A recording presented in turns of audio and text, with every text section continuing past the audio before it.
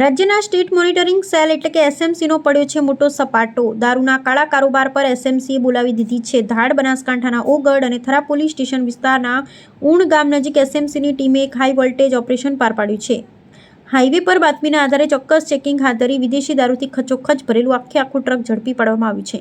બુટલેગરોની ચાલાકી તો જુઓ. ટ્રકમાં ઉપર કપડાનો જથ્થો રાખવામાં આવ્યો હતો જેથી કોઈને આશંકા પણ ન જાય, પરંતુ એસએમસીની તીક્ષ્ણ નજરથી આ બુટલેગરો બચી શક્યા નથી. કપડાની આડમાં ઘુસાડાતો લાખો રૂપિયાનો વિદેશી દારૂ એસએમસીની ટીમે પકડી પાડ્યો છે.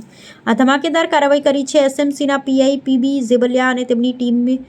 બાહોશ ટીમે જેવી એસએમસીને ગુપ્ત બાતમી મળી તરત જ હાઈવે પર ટ્રેપ ગોઠવી દેવામાં આવી હતી.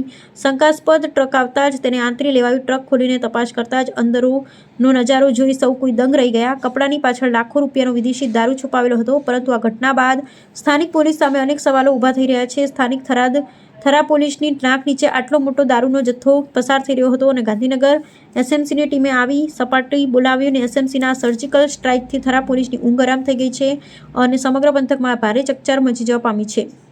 હાલ તો એસએમસીની ટીમે ટ્રક અને વિદેશી દારૂનો મુદ્દામાલ જપ્ત કરી આગળની કાયદેસરની તપાસ હાથ ધરી છે. આ દારૂ ક્યાંથી આવ્યો હતો અને કોને સપ્લાય કરવાનો હતો તે દિશામાં તપાસના ચક્રો ગતિમાન કરાયા છે. અહેવાલ જયંતિભાઈ ઠક્કર, ન્યૂઝ 16 ગુજરાતી.